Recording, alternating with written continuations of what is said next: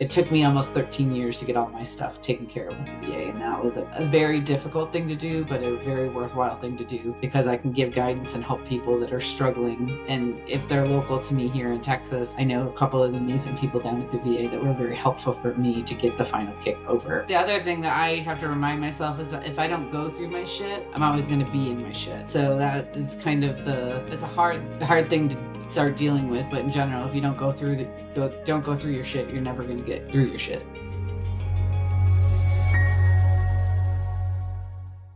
So welcome back, everybody, again to the Military Retirement Podcast. Today we are sitting with Lisa Benson. Lisa is a veteran, Army veteran, served 9 years, and normally we have people who have retired, but that's not a big deal. We want to talk with Lisa and get her perspective as far as transitioning out, because we also want to be able to direct people who have been in for 5 years, 10 years, 15 years, who are getting out without retiring, to have some kind of footholds when you're making that process. So with all that, welcome to the show, Lisa. Thank you for joining us today.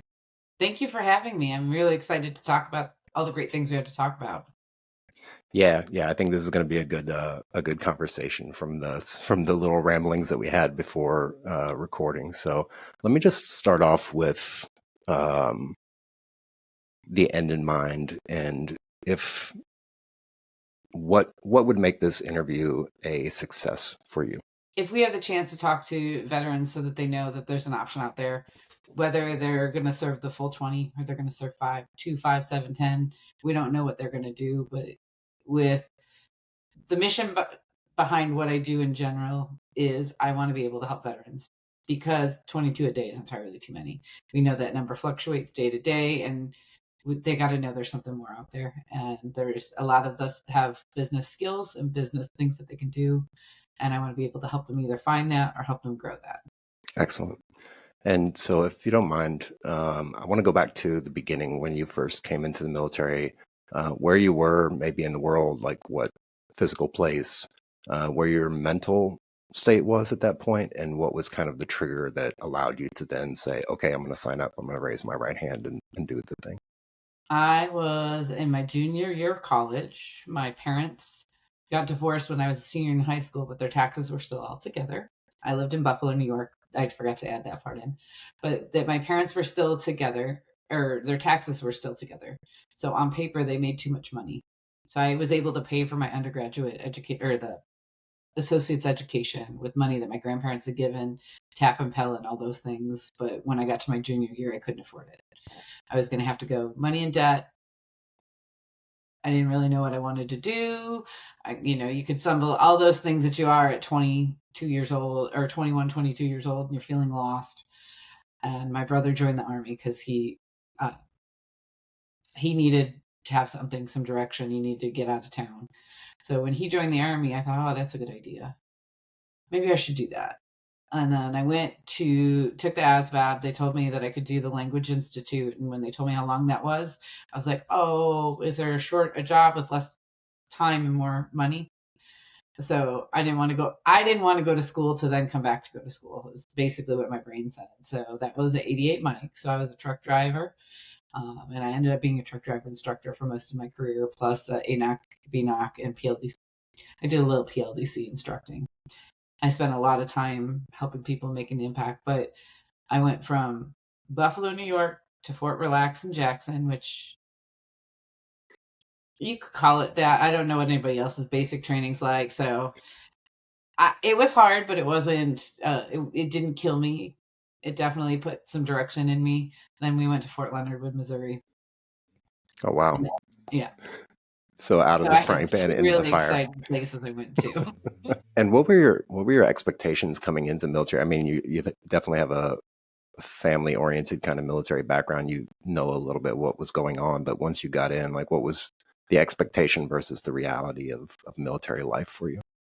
There were moments that I thought, oh, this is way easier. This is like I grew up roller skating, and I was a competitive roller skater, and I spent a lot of hours practicing. My father was my coach. So I got the idea of what a drill sergeant was. These drill sergeants didn't necessarily line up as far as how hard my father was, but he also knew the buttons to pull. So I didn't think that it was hard, but it wasn't anything I couldn't handle, is one way to say it. But the other is that my expectation was that they were going to be screaming in my face from the time we woke up till the time we went to bed, because that's what every movie said. That's what my father did. So I thought that was the reality. It really wasn't. And then once you get past that induction phase, yes, when you do stupid stuff, we all know they get in your face. But as a whole, they don't. They're there to guide you, grow you, and stop you from making just stupid decisions. Yeah, and along those same lines, were there any moments or a moment that was like a profound kind of learning lesson for you in your military career when you were serving? There are a couple. There are some moments that definitely shook me to the core, which is probably where you're going with that. There was one when I was early on in basic training. As you can see, I have small eyes. I was born with them. That's just the way it is. And the drill sergeant stood in my face and asked me if they had to cut eyes for me to see. That was definitely a low blow, and it hurt. And I was going to prove to her, which I needed to. You have to have your drive, and she did what she did what she was supposed to do. I was going to prove to her that I was equal or better than anybody out there. And then when I was on sick call one day because my heel got torn up during one of the road marches or whatever.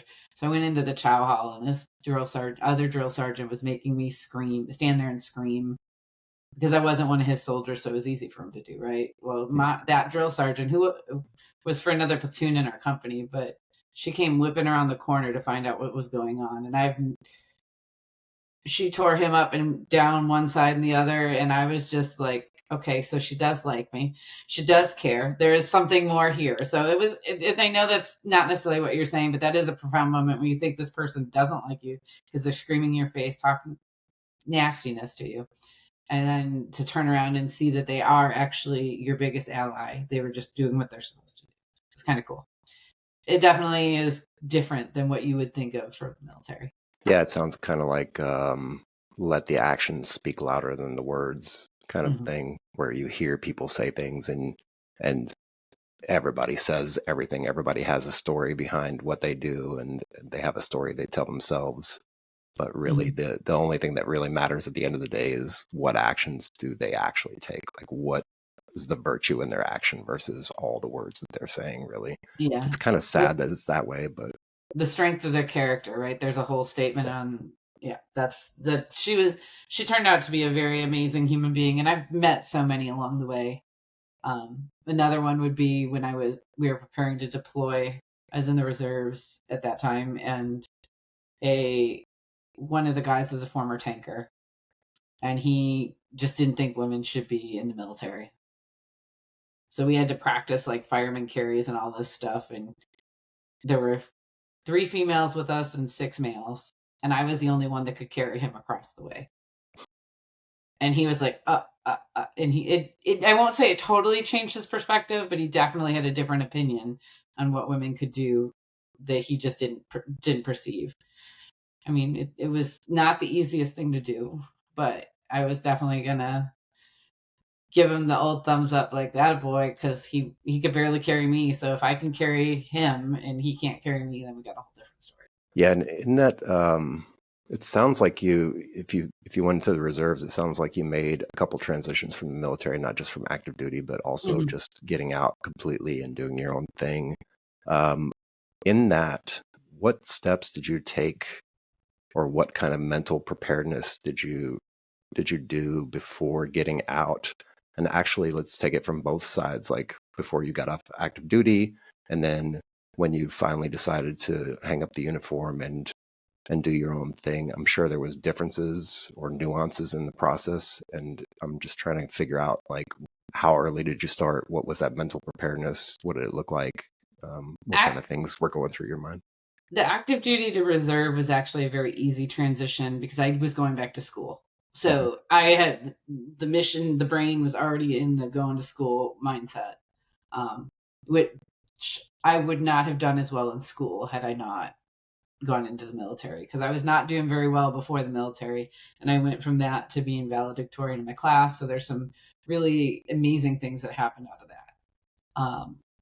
The reserves to getting out. Well, and my husband was active duty. He was going to stay the full 20, and he had gone green to gold. So there were a lot of things that when we discussed what was going to happen, we didn't know if we were going to have children at the time. We have fur children. We don't have real children.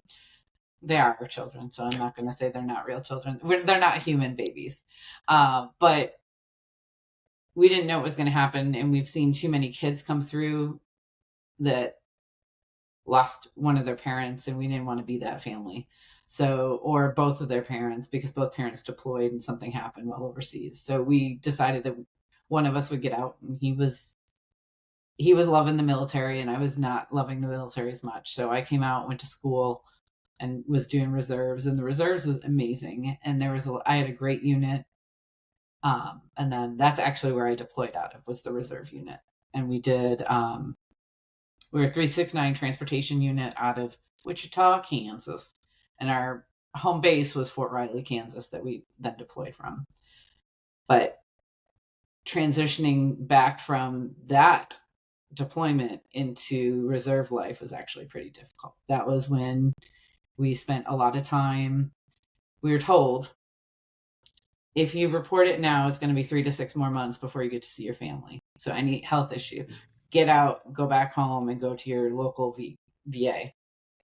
Not understanding that because we didn't report it then, the process becomes that much longer once you're trying to deal with the VA. So it took me almost 13 years to get all my stuff taken care of with the VA. And that was a very difficult thing to do, but a very worthwhile thing to do, because I can give guidance and help people that are struggling. And if they're local to me here in Texas, I know a couple of amazing people down at the VA that were very helpful for me to get the final kick over, to get everything taken care of. Yeah, it's an interesting point you bring up about the VA, and then also the transition back from deployment back to the unit. In the reserves, at least in my experience in the reserves, I did a few years in the reserves. When you're deployed, you're on a different kind of title, like you're Title 32 in reserves back in the States or wherever you happen to be stationed at. And then once you deploy, you become Title 10, I guess, essentially, or something like that. You get active duty orders, basically.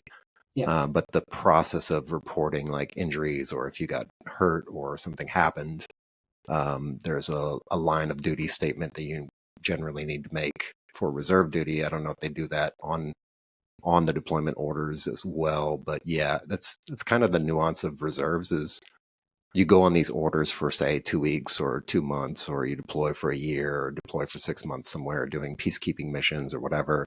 Every time you do that in the reserves, you come back and you get a DD-214, right? Generally speaking. So that kind of triggers a timeline where you have a certain amount of time before you can put in a VA claim, or if you have something wrong, you need to go report it up the chain and whatever. But yeah, it's critical to document that stuff, even if you're not on reserve duty and deployed. If you're active duty and something happens, like it's critical to at least start the paperwork, at least go see the doc and get something documented, so that you can then take that paperwork back with you and put that in through the claims process, whether you do it at the end of your service after 20 plus years, or you do it when you're ETSing or getting out after 5 or 6 years. So that's an important point. And if you don't mind me asking, what was the process that then took 12, 13 years? So at some point they flipped my husband and my social security number. That was a big part of it. And they were saying that I was not qualified to claim because I was still serving. And he was still serving, but I was not. So we had to go in and get all that fixed. It was actually his retirement that got everything starting to flip. So I was fortunate. Granted, I didn't get all the money that I could have been earning during that time based on the disability claim, but I still had TRICARE because he was active duty. Mm-hmm. And then the burn pit registry, I know you've told everybody, I'm sure you've told everybody to go make sure they fill that document out. Even if there's an inkling of, if a possibility of it, make sure that you are taking care of it. You are doing all the things you need to do to get those documents filled out, because in the long run, there's a lot of cancers and a lot of things on there that if you do end up with, your family could be taken care of because of it.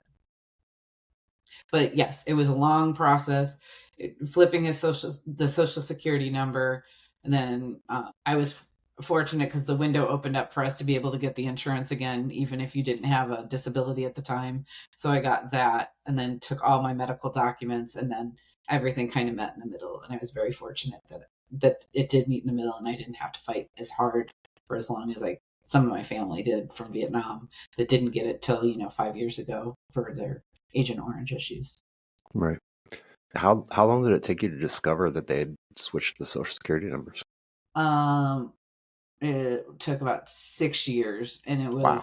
going, yeah, because they had to go figure out line by line by line by line, and it took me going to meet a nice lady named Jana over here at the VA in Temple, Texas, who is a VA rep, and we went line by line to figure out what it was, and it was a flip of the social security number. That's And they insane. don't know if it was me putting it in or if it was somebody just flipping it in the documentation, seeing Benson, and because both of our social security numbers are linked, it just is simple flip. That's insane. I'm trying to figure out if there's a way for somebody who may experience that, and I don't know how common that is. It's the first time I've ever heard of it. That's the first time I've ever heard about it, and that's the first time she's been working in the VA for 30 years, so it's an oddity.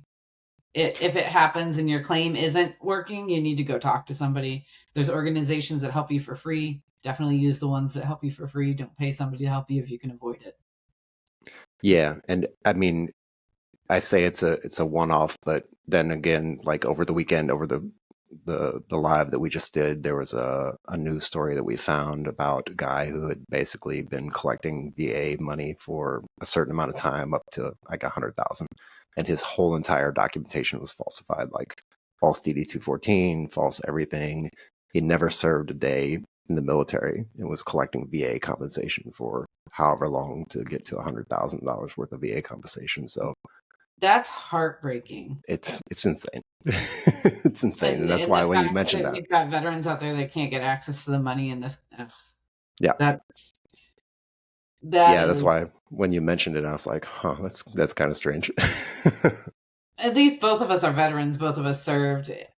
We weren't in a position where we were hurting or anything like that. But as a business owner and a veteran, and you want to be able to tell other veterans you've been where they've been, and I now can tell them that I've had to fight with the VA, and it was they basically at some points just said that I didn't have enough documentation. And the bottom bin over there that's got the little yellow piece of paper, I'm not sure if you can see it in the back corner, that is full of all my medical records. Yeah. Copy everything. Keep your copies, duplicate the copies, give your mom a copy, so that if they say there's not documentation and they take your documentation, you have enough copies. That's great advice. What other kind of advice would you give to somebody who's transitioning out? Say they're getting out in the next 12 months, and I know it's probably been a little while since you transitioned from the last time you transitioned, but what other kind of advices or things that you would say, like the foot stomp moments, or the kind of things that may come at you really fast that you kind of overlook? Anything that you would that you can think of that people need to pay attention to?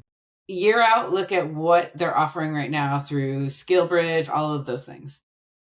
Take advantage of everything that they will pay you to do. If they're going to you're on active duty time and they're going to pay you to take briefings, go to the briefings.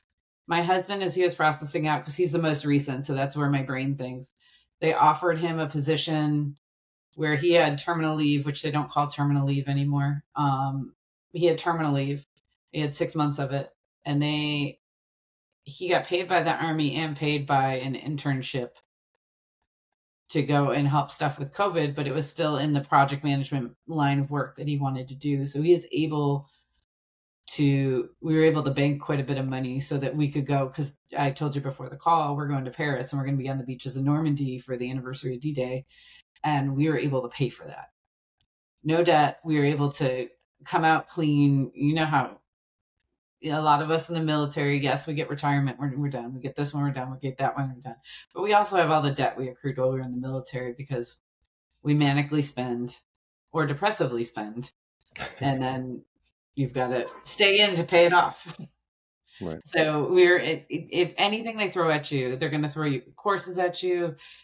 A lot of times, depending on the base you're on or installation you're on, you have the opportunity to do like a project management course or anything like that costs you $5,000 to $10,000 when you get out. Take advantage of it. It may not be something that you necessarily want to do, but you could learn about either what you don't want to do or how you can apply this into your whatever career you go into post. And did you have plans already in your mind post-military life when you were getting out, or did you just kind of figure that out along the way? I would like to thank my father for that. I was struggling with PTSD and didn't know that it was PTSD, and I joined a local roller derby league here in Austin. And I was playing roller derby and I was working and I was doing things. I was doing things that I would have done at 22 and 23. I just did them at 30, 31, 32, so that I could really learn to live my life while my husband was deployed. So I created a network of family that were able to support me in everything that I was doing and also be part of that transition so I didn't feel lost. Because I was definitely feeling lost. I was angry. I'm angry that from what I experienced while I was in, but also angry that my husband was going for his third time and getting, and then he got home and he was home 9 months and they're already prepping for the fourth time. So like there's a lot of things that were going on in my head that, yes, I wish I would have been a little smarter and done the courses. That's why I'm telling everyone else to do it. Because no matter what, you come out with a certification, you got your military experience. Most places will pick you up quickly.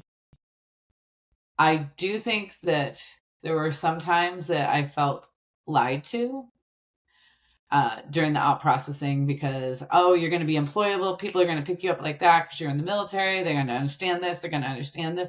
You're going to get preferential this. You're going to get this. No. Sometimes in the grand scheme of things, it can hurt you more than it can help you, depending on who you are and who you're talking to in the hiring process. Yeah, and we can kind of dive into that a little bit. Did you do any job hunting or anything like that after you got out, or did you just go straight into like, okay, I'm going to do my own thing, I'm going to start my own business? I did some job hunting. I worked for some great companies. I worked for Bizarre Voice and a couple others that were all digital marketing focused. Mm-hmm. But I kept finding that I was not. My whole mission is to help veterans. It's been since I joined. I really had the heart of helping people serving those who serve. I want to help them thrive, not just survive. Like that's a big thing. That's my mantra each morning. And I want to. When I got out, I did the roller derby. I worked for some companies, and I went and got my master's in public administration, and we talked pre-call. I was hell-bent on helping veterans by fixing the system until I really started seeing how broken the system was. And it's really hard to fix something that's got so much it's taped together. So how much duct tape do you have? How many layers do you have to go through to get to where you need to go to? So I started helping and talking to some veterans and going into some veteran groups and just talking to people in general. But I started working for a couple nonprofits and some other things. And then in 2017 with roller derby, and I'd helped them with all their marketing, I was like, you know what, maybe I should do something more. So I started developable designs. And at first I was helping coaches so that I could help veterans. And in doing that, I was like, well, if I make enough money, because there's a lot of coaches out there. We all know that. There's a lot of people that are really qualified and really skilled. So they make a lot of money, and helping them market helps you make a lot of money. So then you can help veterans. And it was one of those coaches that said to me, why don't you cut out the middleman and just help veterans? So I can offer a service at a lower rate so that I can help veterans market their business. And that And if and I can help them in the beginning phases of coaching, but when we get into a bigger company and with 50 or 60 people, that's a little bit beyond my scope, and I'm more than willing to share that with another coach that has the ability to do that, as long as they don't gouge the veteran and they make sure to take care of them. I will always refer out if I can, if it's something more than I can handle. But at the crux of everything has always been, I want to help veterans. They often feel lost. My brother is a perfect example. He didn't know where he was. He didn't know what he wanted to do. So that's why he joined. He stayed in 6 years. Went to Korea, went to Germany, served his tour in Iraq, and was still feeling lost. But he definitely refound himself, and he's super successful. Works for about the SUNY college system in New York State, and it was an interesting thing to see when he had support, how well he was able to thrive. And we as veterans need to be that support network for each other as much as we can. Yeah, it's definitely, transition in anything in life is definitely difficult. I feel like military transition, military retirement, and then the subsequent months and years after you get out of service and stop wearing the uniform, I feel like there's a lot of things that can happen that are good.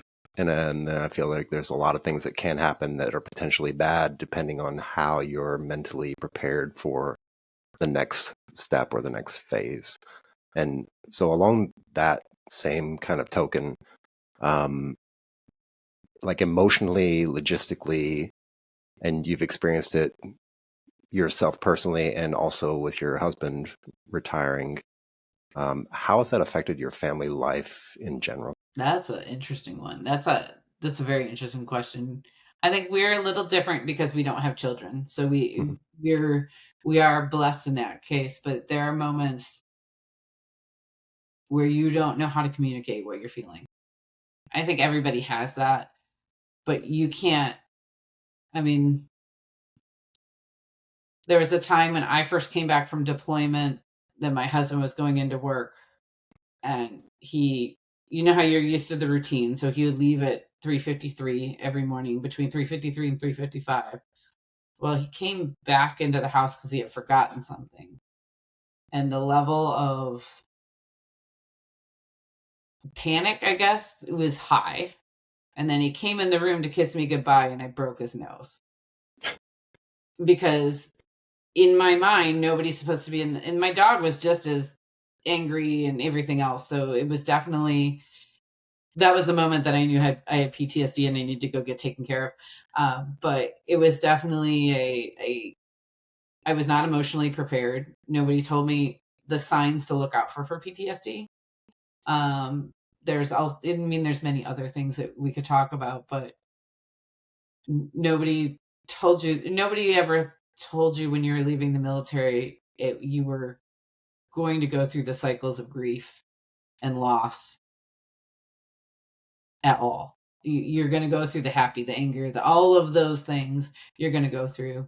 Even if you're the happiest person you ever could be because you're getting out, you're still going to go through those stages, and how you process them is going to kind of depict how the next few years are going to go in your life. Yeah, I like how you bring up the 5 stages of grieving.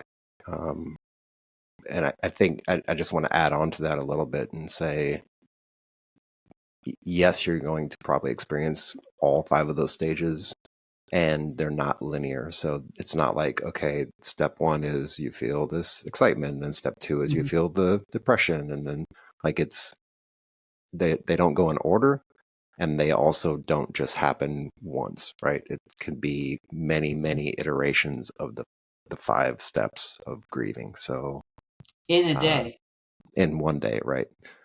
So in that, if I can just tug on the string a little bit more, what were some of the first steps that you took after you had this realization that, like, maybe I need to go see somebody, maybe I need to talk to somebody? How did you then manage that after the fact? I actually I was fortunate. We were outside of Fort Campbell, so I went on post.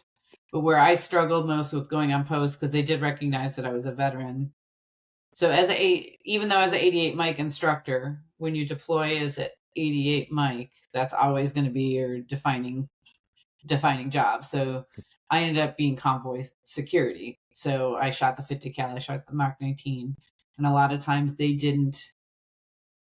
The people when I was at Fort Campbell and you go through those sessions, the group, because they put you into group, they don't really put you into individual counseling sessions.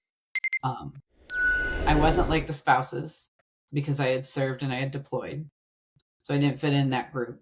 And I wasn't like in the male mind of the soldiers that were at Fort Campbell, I wasn't equivalent to them because I had never really seen combat, but yet I had. And I felt like I was going back to that girl in basic training, trying to prove that I was good enough to be there, and wasn't as healthy for me as it could have been. So I actually, after 3 months, yeah, 3 months, and I didn't feel like I was getting that kind of thing. I started doing meditation and journaling. It wasn't the best for me. It definitely went through a lot of things, so it was cathartic, but it took me a while to get back into going to talk to somebody. How much of a gap was it? Like, were we talking about like a year or two, or were we We're talking a few about 3 months? years. 3 years Wow. of me just fumbling, and that's if I wouldn't want anybody to do that. I should have gone back and told them I would rather not be in group counseling. I need to talk to somebody one-on-one. So if I had anything to do to go over again in the history of my military and coming out, that would be it, is to, when I hit the struggle, hit the help button and say, I need something more than what I'm being offered right now. I'm fortunate because I do have a supportive family network. My husband did know what I had gone through for deployment, so there was that. My brother was home, so I had people that I could talk to that experienced it. Plus the older relatives that I have that were Vietnam veterans, I could talk to a little bit about things. So I did have a network. So I never felt alone and destitute, but I definitely wish that I would have pressed the help button sooner. Well, and I mean, stumbling upon meditation and journaling, that's an interesting kind of perspective, because at the end of the day, like, yes, you need to go seek medical help or psychological therapy or something like that, which is, it can be a taboo word, and we're still kind of getting over that societal hump. But the fact that you turned to meditation and journaling as a way to kind of cope and kind of like figure things out, that's an interesting kind of left turn in your dealing with your struggles. And I had to put the brakes on somewhere, and that seemed like the easiest way to put brakes on. Did you just stumble upon that, or did somebody just recommend that to you? Or I don't even remember. I wish I would remember, because if it was somebody who told me, I'd love to be able to say, this person told me to journal. But I definitely, I'm sure that somebody had told me along the lines, and one of the days when I was struggling and I just needed to talk it out, I just wrote it out, and that just started the process. I have, notebooks upon notebooks, and I actually don't keep them. Once they're filled and they've filled with all of that, I go burn them in the fire pit, because it's just easier for me not to keep that kind of emotion around, but also I don't want somebody to read it down the line. yeah, I mean, everybody's got to make their own decision, right? And I guess that's kind of my point is, yes, you need to get help and seek medical attention, medical help, and professionals, but also, even in doing that, like, the majority of the work is your work to do, basically. So, Well, no and that's matter, what they're going to do, right? When you go right. talk to a counselor, that's the first thing they do, is have you start working through the layers of stuff. I think had I done it differently and talked to them, my journaling would have been it was very cathartic. So I'm not going to say that it wasn't, but there could have been intention behind how I was, the levels and layers that I was going. Thank you for sharing that with me. I appreciate you going into detail on that. Not a problem. Obviously, I've come to grips with all of it, so it doesn't mean that it doesn't bother me. I do know that through that was when I realized that can't watch certain TV shows. I'm not good at watching movies. I don't play violent games because all of that stuff starts to re-trigger those kind of things. I was watching, like, I think it was right when CSI came out and all those shows. I was watching that before I went to bed and couldn't figure out why I was having night terrors. And I won't say they were directly related, but some of the nightmares do start taking the form of the shows and the things you're watching. So I just pulled myself out from all of it, and it gave me that chance to breathe, sleep. I didn't, by journaling it out and not watching those shows, I didn't necessarily need sleep medication. Every so often, I have to take melatonin or Benadryl, but I don't have to take Ambien or something of the like. Right. Not that there's any issues with that. I just know that I never feel rested when I take it. So I'd rather not take it. Yeah. Medication is, for me, it's kind of something I don't like. It's definitely something I don't like. I know there's a use for it and I know there's a purpose for it, but even the other day I was having a conversation with somebody and they were like, I took like anxiety medication for like 5 or 10 years, and the medication was only designed to be used for like a couple weeks at a time, and then you're supposed to like come off of it and then go back onto it. And I was like, yeah, your body is going to build up a tolerance. So yes, the medication is going to help in the beginning. Yes, it's there for a purpose. Yes, there's reuptake inhibitors and things that happen in the brain that turn off and turn on chemical responses and trigger chemicals to be produced. But at the same time, like over a certain amount of time, your body's going to build up the tolerance, and then you're going to have to take either more medicine or a different kind of medicine that's stronger. And then you kind of just spiral down this hole of relying on the medication. Mm-hmm. Yeah. So I definitely think it's definitely helpful. I'm of course not a doctor. I think it's helpful. The medication's there. There's a purpose for it, but also I think there's a human side of it that you have to kind of factor into and take into consideration of, once a week or twice a week therapy and talking to somebody and having a journaling exercise and mm-hmm. some kind of meditation or something like whatever happens to work for you the best, because it's not a one size fits all. Agreed. And that the other thing that I have to remind myself is that if I don't go through my shit, I'm always going to be in my shit. So that is kind of it's a hard thing to start dealing with. But in general, if you don't go through your shit, you're never going to get through your shit. With that, I want to ask my really strange, off the wall, esoteric question to you. It's way down the list of questions, but if you had an opportunity to go back and sit and spend like 30 minutes with your 16-year-old self, and not necessarily to go back and give advice or give stock tips or something like that, but just to sit down and have a conversation, where would that conversation take place, and what would the conversation look like? It would probably be at the beach on Lake Erie. And one of the two, my grandparents both had cottages on there. And I don't know which one it would be, but it would be at one of those.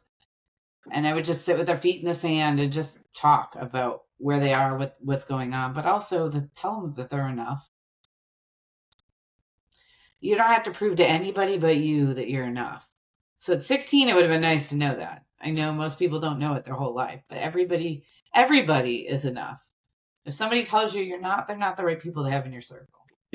And you don't need a big circle. I think we all know that now in life, especially with Facebook and all the other things. You don't need a big circle. You just need 1 to 2 to 5, a handful of people you can count on, and that's who you have in your life. And they don't need to know the ins, the outs, the everything. You can have different people for different things. You don't have to tell everybody everything. I don't need to know. I just was scrolling Facebook before we got on the call. I don't need to know everything. Don't need to know everything about you. But I want to celebrate your wins. If you need help up, I can help you up. I don't need another GoFundMe. All those kind of things. Like there's a lot of, I would tell her she's enough and she can just rely on the people that you want to keep in your circle, and the others can come and go as they please. And those people in your circle rotate depending on where you are in your life. Yeah, I was going to ask you who's your top 5 people in your circle. Maybe what do they contribute to the circle, and how has that circle changed? Like maybe pre-military, during the military, after the military. How has that circle evolved, changed? People have left the circle or came into the circle. When I left for the military, I had a group of people that were part of who I grew up with in Western New York. Are they still in my circle? They're in the bigger circle, the group that you want around you, but you don't have to know everything. I mean, I still talk to my best friend from kindergarten and good friends that I had throughout all my time.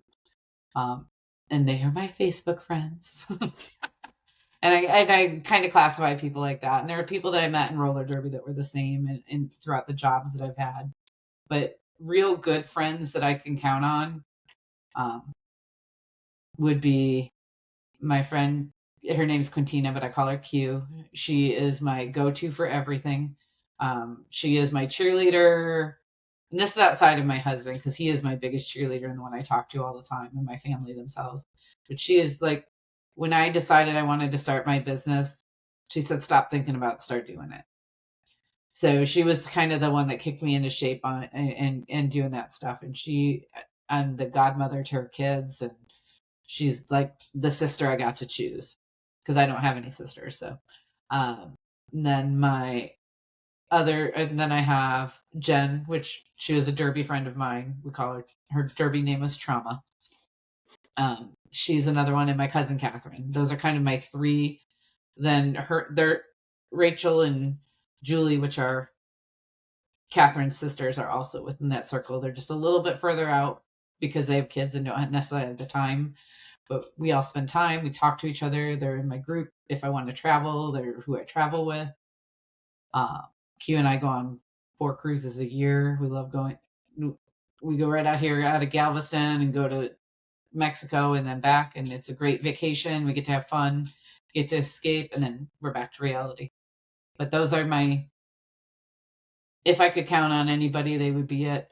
I've got a really good friend, Ange, who I'm actually going to introduce you to because I think her mission's very similar to yours, and I think that would be a really cool. She's going to do a documentary on She Served Too, which is about female veterans, but also she wants to do kind of a drunk history style military memoir for people that are in her circle and start to network out and get people. But she has this goal on trying to basically bring the backside of what we do in the military out, kind of fun, telling the stories. Remember that time when, based on real situations that people around them can back up. So she was served with my husband at Fort Campbell, and she's been a part of our lives ever since. And we go visit her and spend time with her on vacation. Good people. Nice. Yeah, I would appreciate that. That'd be a great introduction. I'm wholeheartedly invested in this thing about sharing information and putting information out in the world and decentralizing all the information that's out there. Yeah, and she'll be able, and you might have connections, and she may have connections that you're able to kind of swap stories with and swap connections with. If not, she's also very dedicated to getting information and finding who she can talk to get the most real conversation. So it sounds like I'll connect you guys. That'd be awesome. I appreciate that. Let me shift gears to mentorship and education. I know we discussed about college a little bit. I want to find out if there's a mentor or a couple mentors that you've had over your military career and then into your civilian career that really stood out, what kind of impact they had on you, or what kind of things what kind of traits did they show that made them such a successful mentor in your life? Let's see. The first would be, he was my first sergeant when I joined my reserve unit. His name was Stephen Trong. He was one of the last people out of Vietnam, not serving in Vietnam, but children leaving Vietnam on the choppers. And he always, there was 5 of us that entered the unit at the same time, and he was always pushing me to be the best version of me that I could. So he would, if there was extra duties, I would be the first he would ask. One, because most of the time I'd want to do it because I was bored. And two, he knew it would get done right. So when we would go to an AT, I would be the admin person, even though I was the same. So I would get there 2 weeks ahead of time, get all the paperwork, do all the 6 month prep to get there. Then we would train a unit, reserve unit, or sometimes active duty and guard unit for 6 to 8 weeks and come back. So my typical AT was 3 months versus most people's is 2 weeks. And I had that ability because I worked from home pretty much from 2007 on. So I could do whatever I wanted to do for that. So Master Sergeant Trump, which he eventually became Master Sergeant because of the way the unit restructured. Then there are some amazing people I met on deployment with 369. They were all the E7s. There was Sergeant Bullock, Sergeant Evans, Pomeroy, and I can't even, I can see her face, but I can't remember her name. But they were all from all different spectrums, and they just kind of admitted their shortcomings as they're all former drill sergeants and things like that, but they always said, this isn't where I shine and what I spent my time on. When there was a failure in leadership, most of the time I say most of the time, almost always they stood up and said, hey, I'm where the downfall was because I didn't understand what was going on. So I found that very admirable, and that's just it went along with the way my personal ethos were. So that it just compounded that being open, honest, and vulnerable when the shit hits the fan is the best way to get through the shit. And then people I met with my husband serving were Sergeant Major Johnson. He was first sergeant at the time. Leon Johnson and his wife Teresa. They showed me and my husband how you can make it through the military.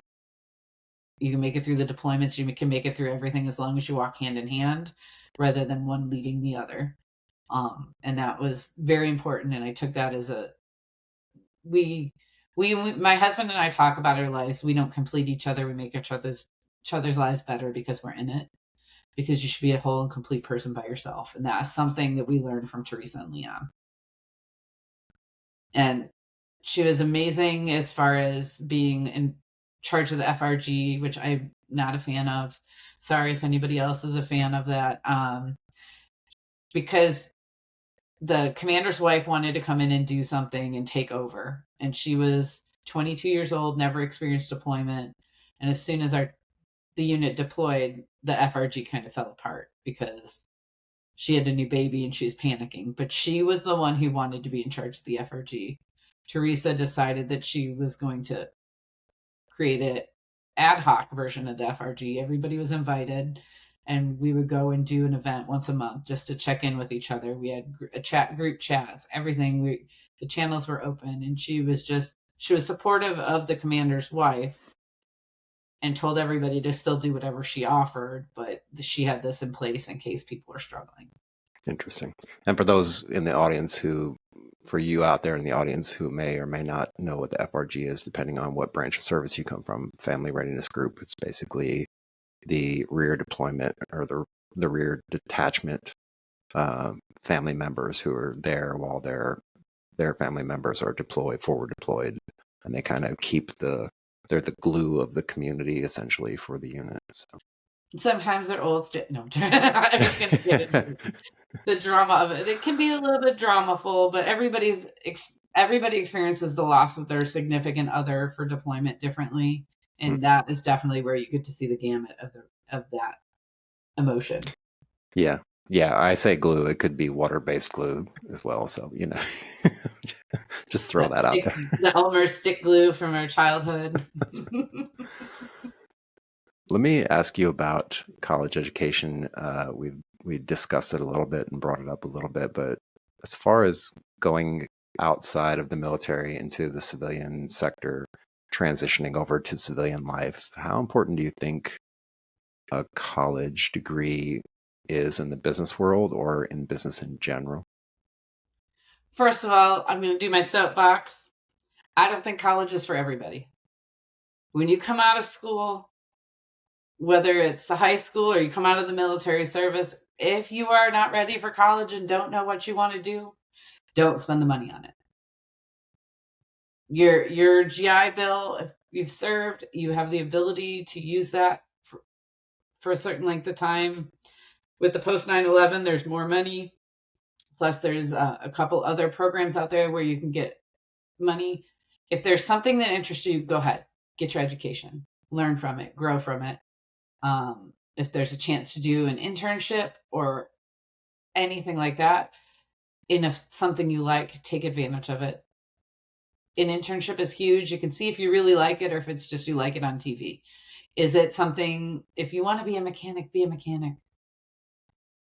You can get the certifications through the military, but a lot of times they'll do the certification if you can get to a garage or some place where they actually just take you through the steps of how they do it, and then they'll take you through their certifications.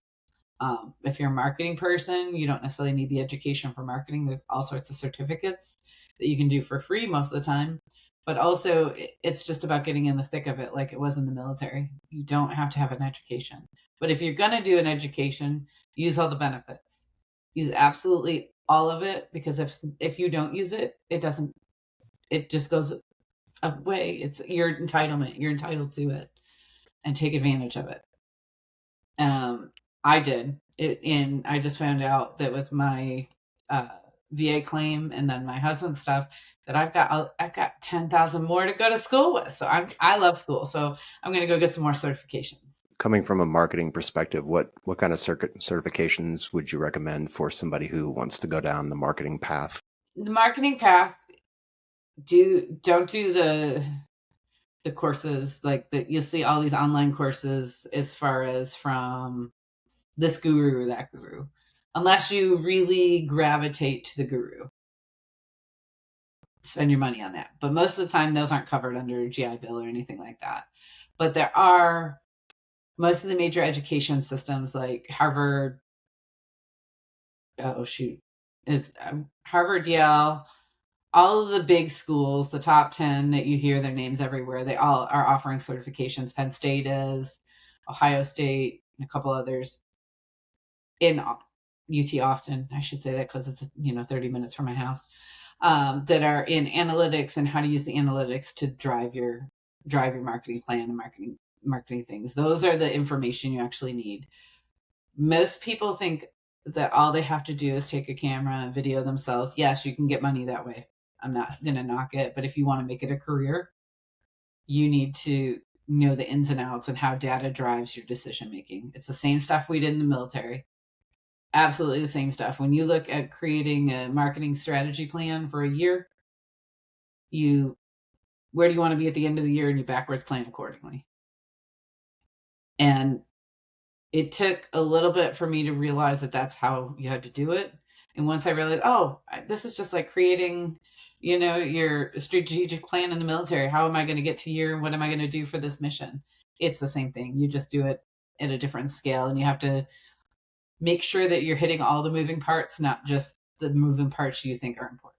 And on the same lines, how would you equate that to a personal brand for somebody who's coming out? Like we like to push people in the direction of LinkedIn, and I know, again, it's just like college. It's not for everybody, but it is certainly a way to get yourself in front of potential employers, potential businesses. Would you have any kind of marketing strategies that you know of for business that can be then applied or overlaid to somebody's personal brand if they're thinking about personal brand, or even if you think personal brand is not important, or if it is? I'd love to hear your thoughts. I'm a personal brand, do it. Get yourself a personal brand because you want something that becomes synonymous with you. So the biggest thing is authenticity.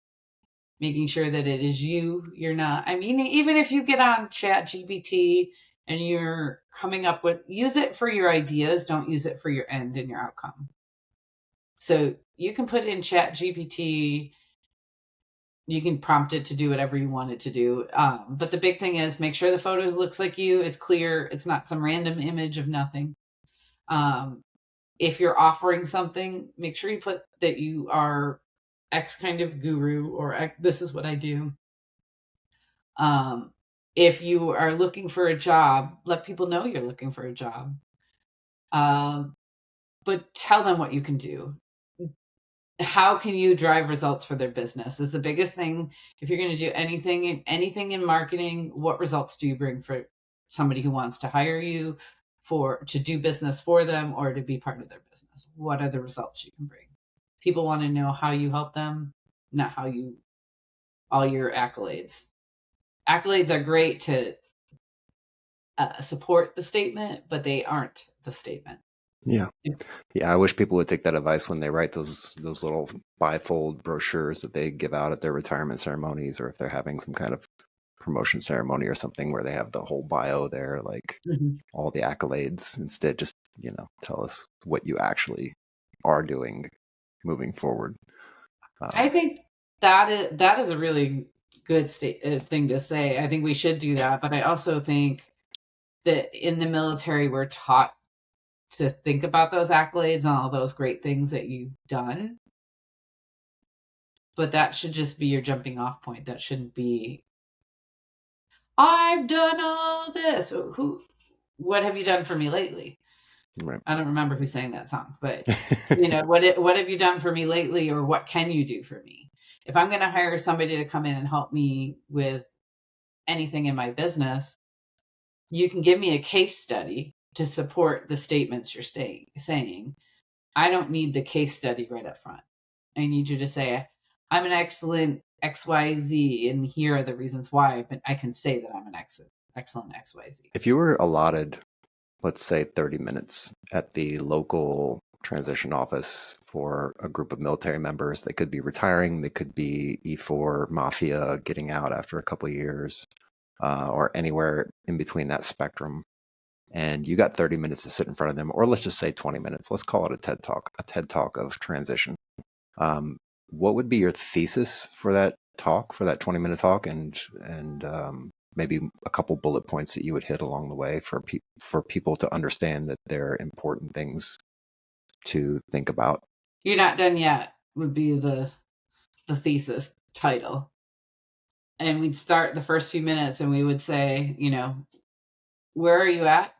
Where do you want to go? And then we get into how do we develop that? And it goes back to what we were just, you've got to think about, where do you want to be in a year? When do you want to retire? When do you want to retire in life so that you could sit at the beach and cast your fishing pole? Or lay in the sun next to your husband, whatever. I'm using traditional lines. Like, what age do you want to be? Do you want to be 42, 45, 50? What is it that you want to do to get there? What brings you joy? Really, I don't feel like I go to work today. I don't feel like I go to work. I pick up my computer sometimes on the weekends and I still don't feel like I do work because I'm doing what I enjoy. And I want, in the end, if you want to live a fulfilled life, you want to fill it with the people you love and do the things that you love. And once you leave the military, most people have 20, 30, 40 years left to go. What do you want to do in that? And I hope it's not working for that whole time. But some people might be. Some work brings them, if they think it's work or if they don't think it's work. I haven't fully thought all of that out, but it would definitely be, where are you? Where do you want to go? What do you want to do? How do we get there? I would do the 5 W's: who, what, where, when, why, and how. And that's like, break that down into the bigger picture of what do you want out of life? Because at 22, you've got hopefully 60 plus years left to go. And that's if you got in at 18, you're in E4, leaving at 22, right? 4 years in, you should be E4, maybe E5. I love that you called it E4 Mafia. But it would also depend on who's in the room. Because I do think when you're talking to an E4, it's different. At E4, that's 22 to 26, and you've got, you got the officers are the same, and then you've got the E7 plus that are coming out at 20 years. You talk to them a little bit differently. They've experienced a little bit more life, but they're actually, even though maturity wise, they're almost still the same person, same age, same everything. Because a lot of people stunt some of their maturity when they go into the military, because the maturity is forced upon them in a way that they think they're maturing, but they're still emotionally stuck at whatever age they join the military. That's an interesting point. So if you had the choice, who would you rather give the talk to, the senior folks that are retiring, or the ones that are getting out after just their first or second term? Actually, that would depend on the day. I really do like talking to old souls, so usually the older people, and to express that, life isn't done just because you've left the military. Like, where is it that we want to be? What age? Do you want to be a happy grandma and grandpa? Do you want to, all those kind of things we could dive into. But career-wise, like, what brings you joy? What is that one thing that sat back here the whole time you're in the military and you said, oh, if I would have done, I could be here? What is that? And there would be times that we'd talk, there'd be times that we'd do that, but also, how do you define your life plan? Not in the life coaching mindset, but what is the business of your life? How do you develop that plan? Where do you want to be? What do you want to do? How do you want to get there? Do you want to travel? Okay, well, traveling's expensive, especially now. How much do you need? How many trips a year do you want to take? Where do you want to go? We got to think about all that money and what that's going to cost in order to be able to do that. Or do you find a career that's portable, that you can travel and you can become nomads? There's like all sorts of nomad groups. We could help you join a nomad group so that you could travel the world, see the world, but still get to work and enjoy. But I do know many people who retire from the military. There's a period of 5 to 7 years where they don't want to travel because they've done enough traveling, depending on where they've been stationed. But as a whole, yeah. And then the younger people, I would, the big thing for them is what brings you joy. I do want them to get off video games, so that's my old lady rant, because I think, especially the people who have experienced combat, you're retriggering your responses, and that's a non-doctor's thing. That's just my own soapbox. They're retriggering themselves every time they're playing those hostile video games, and then they also become numb to it, and there's something about them that sucks them in for life. It's kind of like Facebook or anything like that. You've just got to think of how you want it to fit into your life, and what do you want in your life. And this is a blessing and a curse all in the same thing for that. And the younger generation can't live without it. Do you remember when you were told, be home when the lights were on? You didn't have to get a text to get home. Yeah, I grew up in the latchkey kid sort of environment where that was the goal, was to try to stay out as late as possible before the lights actually came on. And when they did come on, then you kind of slowly walked back to the house. Well, you probably were running, depending on your parents' reaction when you got back. But you always had that one friend whose parent had that whistle, like the, and you knew you had to be home. Yeah, people were looking. Yeah, it's going to be interesting going forward, especially with this podcast and with what I'm doing, as far as seeing not only the retirees kind of changing over time as we start to go forward in time, but also like how the retirement benefits go. Like, now you get a pension, but maybe 5 or 10 years from now, we'll start to see the first blended retirement cases and see how that turns out, with them kind of choosing their destiny by depending on how much money they put away and how much was in TSP, the thrift savings plan, and then seeing how that actually works out. So I will say this for the younger generations before us, certainly, they have different choices than we had as kids. Like we may or may not have grown up with computers or the internet. I personally grew up with the internet basically my whole life from its inception until now. And that was a little bit odd at the time because it wasn't a thing for, 10 or 20 years before. But that whole time I'd been experiencing it. I'd been exposed to it. Now, today's generations moving forward, like they grow up with this device in their hands, right? They literally have the whole entire knowledge of humanity at their fingertips, and it's very, very fast, and it's a lot to take in. It's a lot of information. It's the same kind of thing that happens when you had mentioned something about when we talked about the 5 people in your circle or the smaller concentric circles around you. Like there's a certain number of scientifically studied, there's a certain number of people that can be in one group in one area comfortably to have a peaceful life. And when you start to expand that out and you create these big cities and these big countries and things like that, then there's nuances that happen, right? There's different kind of things that happen.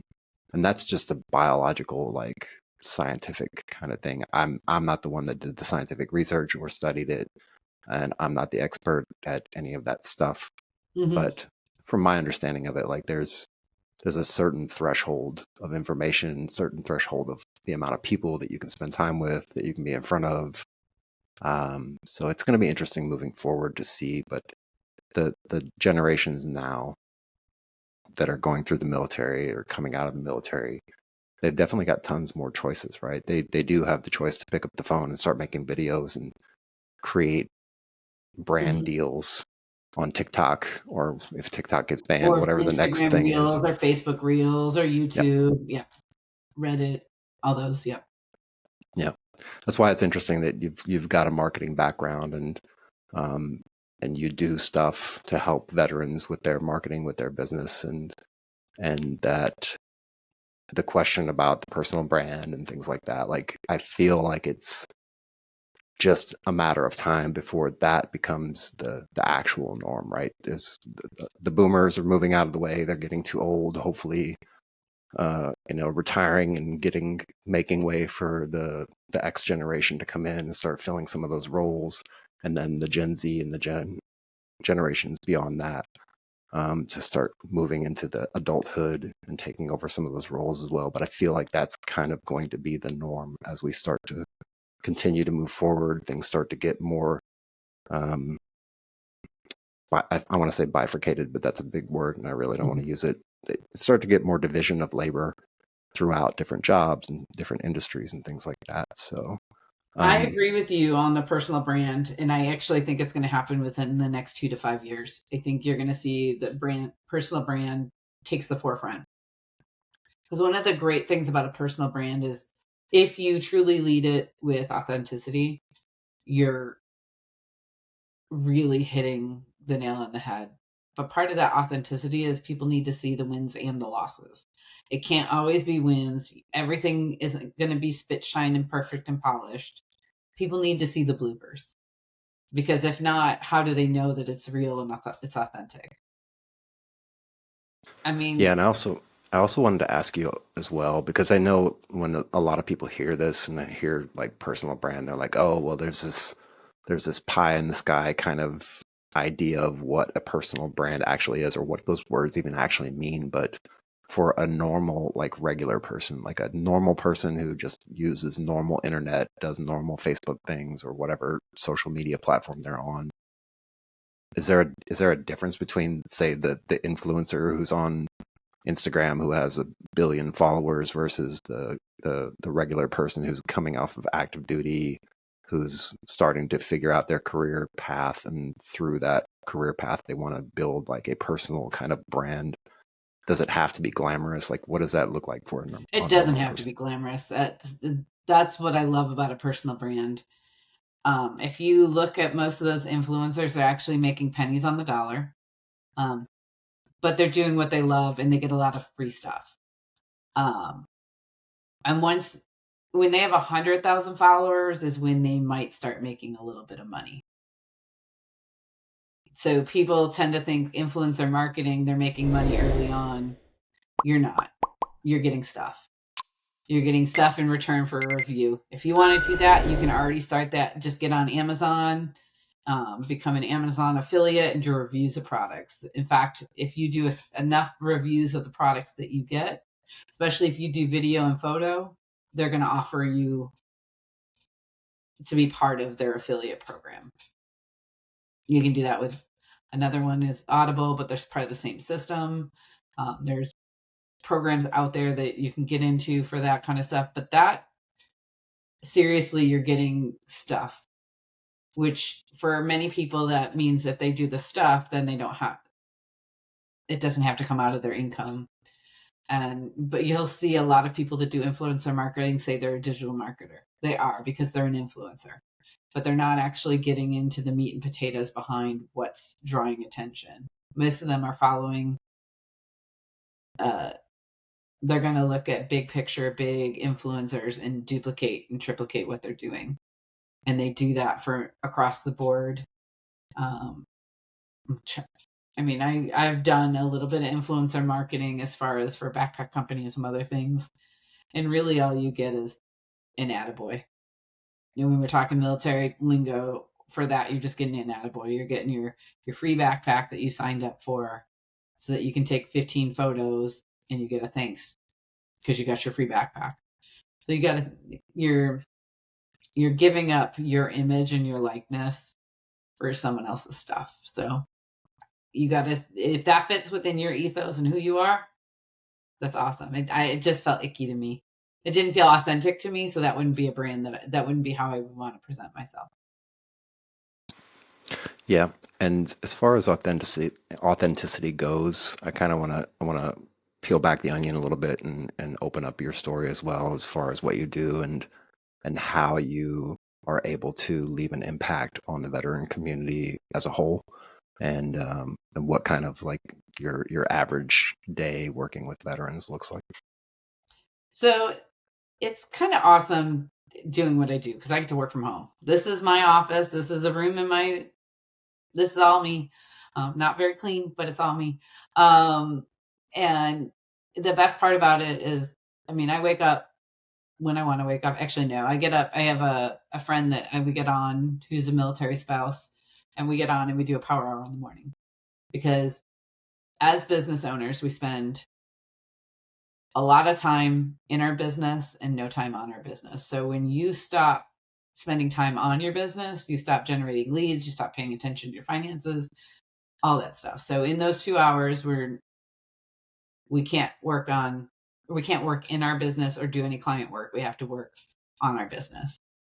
I just switched all myself and all my clients over to Go High Level, which I don't know if you've heard about them, but it's an awesome software that you run all your marketing platforms through. If you want access, let me know, John, and I can set you up a sub account so you can check it out.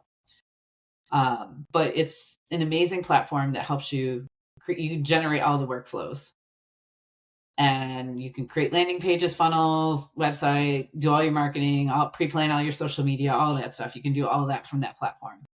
So I've spent the last 3 weeks updating all my workflows, making sure all my workflows are doing work for me so it can work behind the scenes so that I can spend the time generating leads. And when I generate the leads by talking to veterans and being in veteran groups, I can put them into whatever suits them and how we can serve them the best.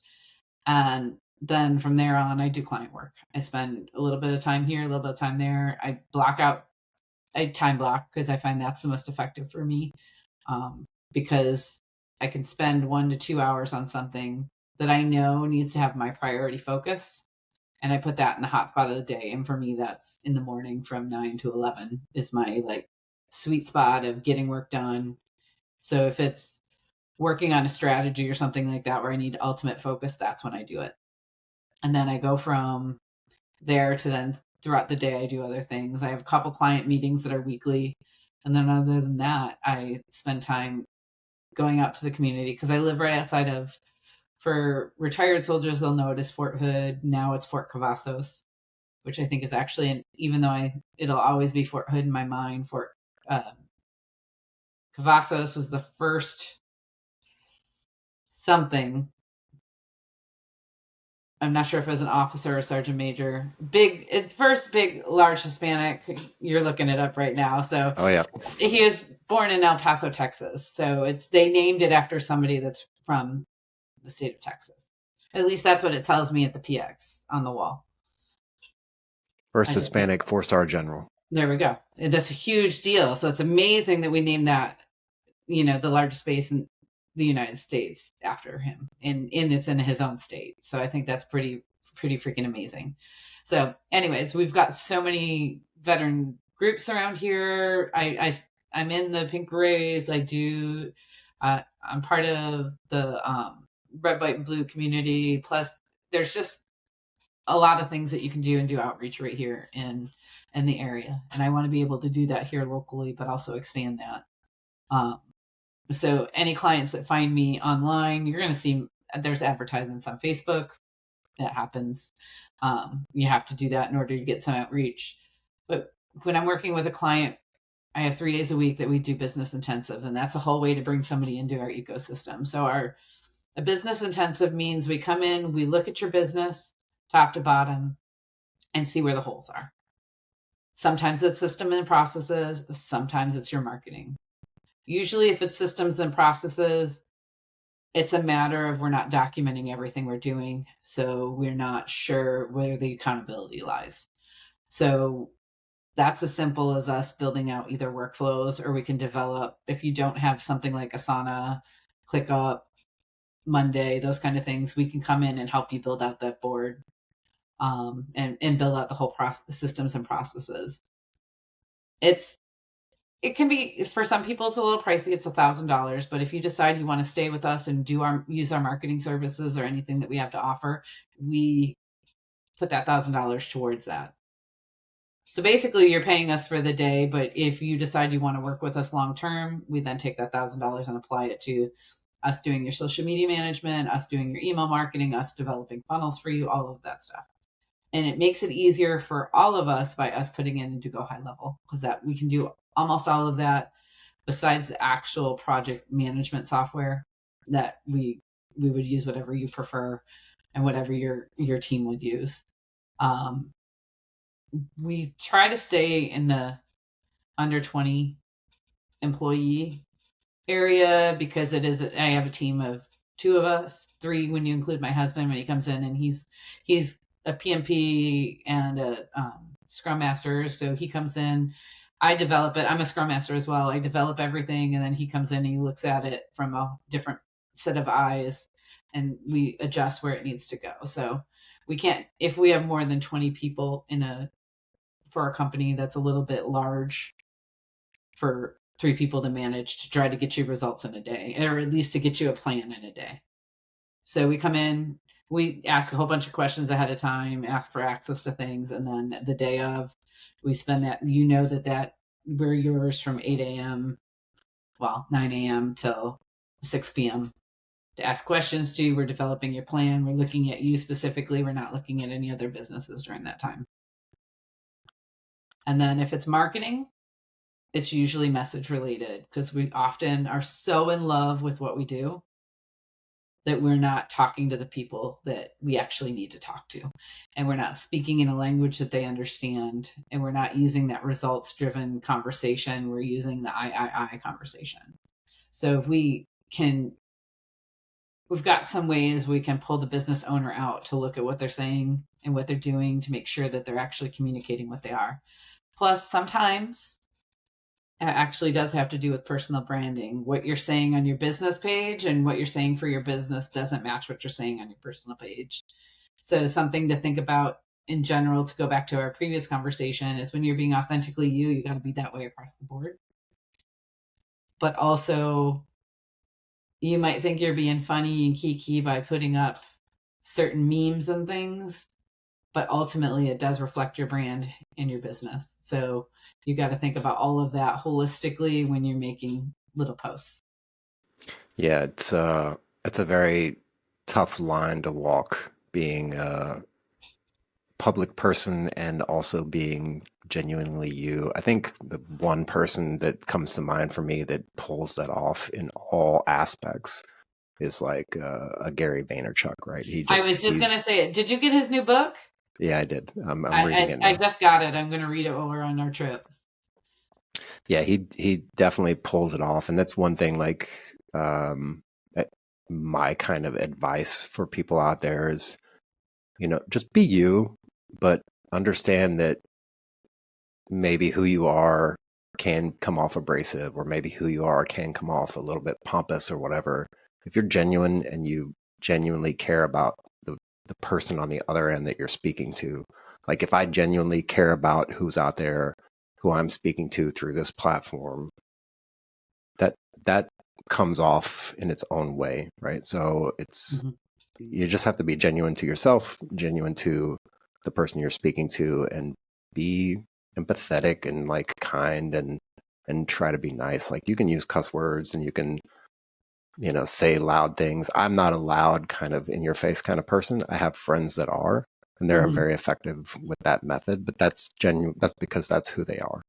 Right. If I come out here and try to be all happy and animated and have these major fluctuations in my voice, that's just not who I am.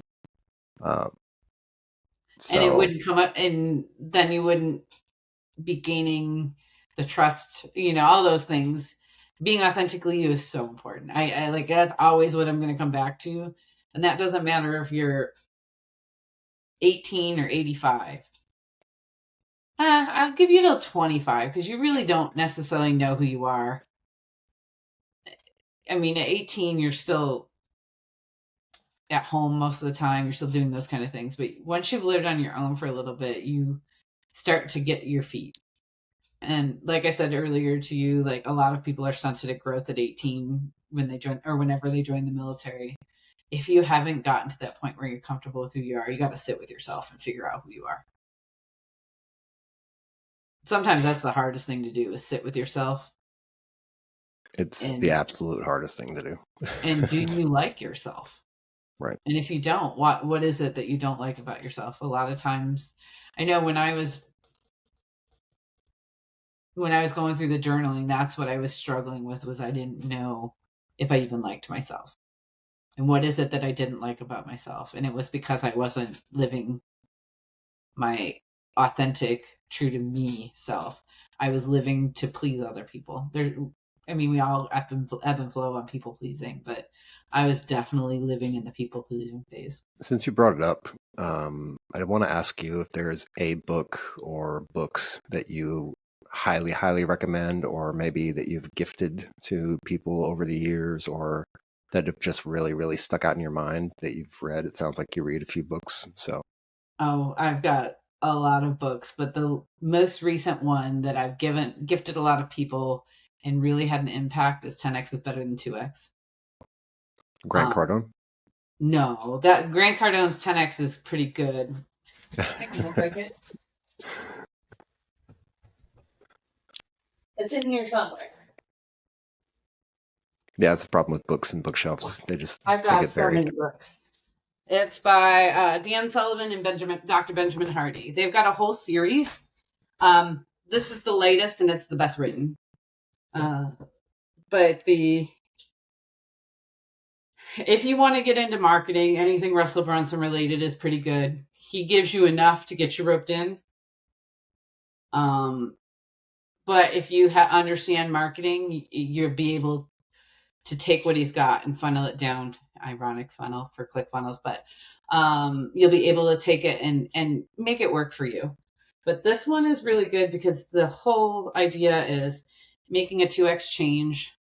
You're doing minute little things, but you're always the same. You go through the same steps. You do this, you do that, and you just make the 2x changes. But if you want to make a big impact in your life, you need to make a 10x change, because you have to change how you think about things and how you process things to get to the 10x. And oftentimes the growth is exponential and it's quicker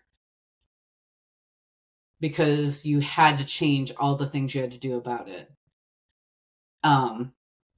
It's sometimes he's like, you have to backwards plan. Sometimes he's like, you throw it to the wind and you you let the answers come to you. You just know that's where you want to get to. But the Audible book is pretty good. They read it. I got into, what's his name? That's he's a Marine, he has a Delta, and a whole bunch of other things. He's an inspirational speaker, and I'm seeing his face, and I can't think of it. I listen to all of his audiobooks. David Goggins? Say again? David Goggins? Yes. I was going to say Daniel Goggins, and I knew that wasn't right, so I wasn't going to go there. But I stumbled upon him through one of my friends, and I binged him for a period of time. He's a little too aggressive for me sometimes. I have to be in the mood to process what he has to say, but his intent is amazing, and it kind of goes. This is a similar feel, but not the same language. Where if you want this, you have to just go for it, and you have to go big. Because if you don't go big, you're not ever going to get there, because you're constantly going to just be doing the little tweaks to get there. So I do not recommend listening to David Goggins when you are on a Spartan. Because I do Spartan races. That's been after I quit or retired from roller derby, after 14 years. I needed something that would make me feel competitive and make me want to do things, and I love it because I'm only competitive with me, and this is the first time in my life I'm only competitive with me.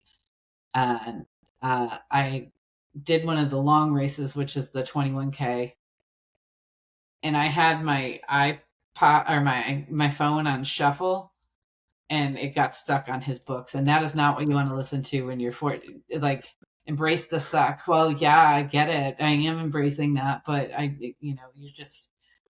you hit that mode where you're like, this isn't what I want to listen to. But as a whole, his stuff is pretty good. I liked listening to him on Audible better than I actually liked reading his books, because you hear his inflection in it. It's not you anticipating what his inflections are. But other than that, those are the two as of late. I've got a list of like 108 books that I like absolutely value, and it's in my resource section, so I can share that with you if you want me to, because it's there's some really good ones, and then there's some that you read and you're like, okay, that didn't have the impact I thought it was going to. Another one, it's by Michelle Rockwood, Joyful Selling: A Better Way to Yes, and it's just using the heart-centered way of selling versus the bro selling. And then Jennifer Dawn just came out with Apple Stand. She's one of my clients. And the book is amazing. It's a quick read. I think I read it in an hour. It made it to a best-selling for small business owners, and it's just kind of creating their roadmap to success. So if you want to do it on your own and you want to figure it out, and you just need somebody to kind of give you the steps, that's a really good book. Awesome. Great. I will definitely make sure we get those in the show notes. Yeah. This is the one I share with people. When I went to ClickFunnels Live last year, Dr. Benjamin Hardy spoke, and they were giving out books, and nobody was sitting in. There was a couple seats that were missing around me, and he said, if there's empty seats, take the books. So I took the books, had him sign them all, and I've been giving them out to people. Nice. I want to be respectful of your time. I know we're coming close on time. Wow. And like I told you, hour and a half goes by and you're like, what the hell just happened? Mm-hmm. Time warp. Time warp. Is there anything that we haven't covered that you would like to maybe touch on, or anything you want to bring up? Yes, I do have one thing. Mm-hmm. If you know you're getting out or you're getting ready to leave an installation, start tracking all those medical things. If your foot's been bothering you, go get it seen. Get it documented, get it in the records. Biggest thing is, and I think John mentioned it earlier, is make sure it's documented. Make sure it's in the records, because that stuff does follow you. In the bin. Get a copy of everything. Keep a copy of everything. Even if it's not organized, keep it in a bin somewhere so you know where it is. If you've got a safe, put them in the safe so that way you don't have... I know the older soldiers had the fire in St. Louis or fire in Missouri somewhere where the paperwork all a lot of the Vietnam veterans. So the ones that were able to track their document and keep their documents and had their own copies. A lot of times my dad had microfiche. So he had his own documents. So when he was fighting some stuff with the VA for some issues that he had while he was in Korea, he was able to get everything that he needed because he had that documentation. If the VA says, give that to me, please give them a copy. You keep your own copy. Or you say, hey, I'll be back to give you some copies, and you go make some copies. Keep your own documents. That's why I say, you keep a set in your safe. Keep a set if you got a security box, put it there, and if at your mama's house too. Which is what I did for a while when we were moving around, so that way we didn't lose any paperwork. As anything I had, anything that came up, I'd make a copy and send it to my mom. If you're struggling, please go get help. I don't care who it is, but go get help. I know there's the suicide helplines and things like that. If it's not that severe, still talk to somebody. Journaling can help, but if it's something more than what journaling can do, please go talk to somebody. Your friends may not always be, unless they've served, may not be able to process some of the things you've been going through, especially if you've experienced things, because at times they will. I don't want to lessen anybody's PTSD. I'll put that out there, but they will equate things that you feel when your life was on the line to stubbing their toe. And those are two totally different PTSDs. There's two totally different traumatic responses. So they think it's going to feel like stubbing their toe when you're having a conversation about what you're struggling with. So talk to somebody that's qualified, or find a veteran that's experienced it, or go to the local VFW, whatever. People are there. They're willing to help. One of the guys that helped me out the most when my husband was on his last deployment, which was for COVID, was a friend of ours named Gordo. He's a Vietnam veteran. He sat down. He knew I was struggling, and we just talked. And he was the one who gave me the pointers on who to talk to at the VA to try to really get the help that I needed. So don't negate somebody's service and their value, but also recognize you're fighting your own battle, and there are people that can help you out. You don't have to be in it alone, even if it's your own battle. That's right. Yeah, and I'll second that motion. For you out there in the audience listening or watching, you absolutely have a community behind you, whether it's this community, your local community, your VFW, whatever it happens to be. Like, there's a community out there. You mentioned the Veterans Helpline that's available. There's other different ways to get help as well. I'm actually reaching out to an organization right now to see if they want to come and be part of this experience as maybe a sponsor of the show, because I think they're doing some really, really great work as well. So there's definitely a community out there for you, and you just got to find that community and then spend some time with them. And I know we're not all social butterflies, myself included. I can only take so much social interaction, and then I have to decompress for like 6 hours after that. So yeah, find your tribe, find your battle buddy, find the person who you can lean on if you need somebody to lean on, or be that person for somebody else. Definitely. Yeah, and the last one would be females. The Pink Berets are an amazing organization for female soldiers to network with. And that, when you look at the mission and what's behind it, they started because, one, they didn't necessarily feel like they had a place in some of the other things, but some had experienced sexual assault and things while they were in the military. So they were trying to create a safe place for female veterans to talk about what they were experiencing while they served and what they've experienced since. So it's a great group for those female soldiers that need to have people that kind of understand what they've been going through. Awesome. Tons and tons of resources out there. I love it. Mm-hmm. That's what it's all about.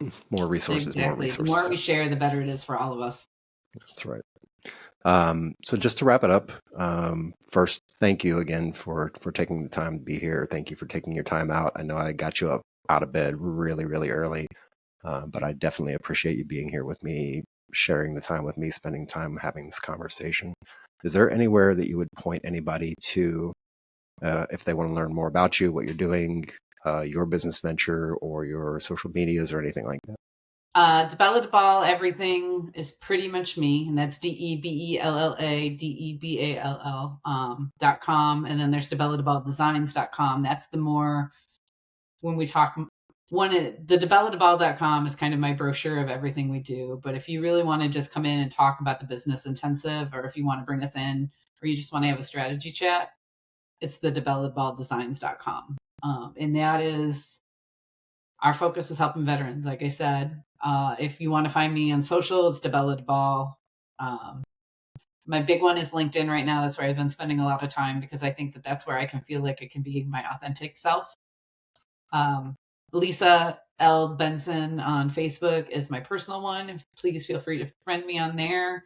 I really just put up punny things in the morning. I've got a punny calendar, like they're pre-scheduled, but this is the kind of stuff that I put up. You know, and you just need something light in the day. Let us always do our best is what that says. And just something different to kind of change up your feed. Because so often it's kind of all over the place. And for me, that's funny. My husband's a dad joke guy, so that's kind of my answer to his dad joke. I was at the PX, saw the calendar, and fell in love, so I got it. And then, any of those where you see Debella Deball. Some of them you'll see John Debella. That's actually a promoter out of Philadelphia. That's not me, but everything else is pretty much me. Yeah, that's awesome. We'll definitely look for the right one. Just look for her picture. You'll find her. Yep. You'll find Lisa out there. All right. So thank you for your time and your ears and your eyeballs out there in the internet, for you, the audience member, for paying attention, watching. I hope you got something out of this. I hope it brought you some value. We'll be leaving links to everything that we talked about in the show notes below. And be sure to check us out everywhere you consume podcasts, or if you're on YouTube and you want to see our smiling faces, you can check us out there. And you can also check us out on Wreaths Across America Radio on Wednesday evenings. They broadcast. We actually just did an interview last week. Myself and Victor, we did a live interview with them. They were just interviewing all the people that are on the shows, different shows that they broadcast. So great organization. They're doing great things. They do a lot of wreath laying across the country. So check them out as well. And if you like what we're doing, give us a like and a subscribe. We would love to have your support. We're trying to get to that 1K so we can go out to the Military Influencers Conference in September. Myself and Victor live in person on the ground, meeting in person for the first time. So that'll be interesting. So thank you very much, and we will catch you in the next episode.